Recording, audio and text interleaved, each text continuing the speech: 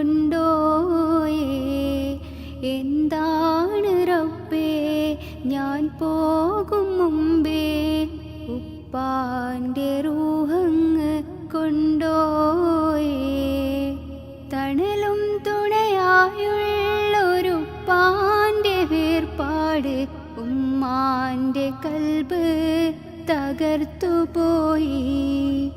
ഒരു വാക്കിലാശ്വാസം ഉരിയാടാൻ കഴിയാതെ ഞാനും വല്ലാണ്ട് തളർന്നു പോയി. വിധിയല്ലേ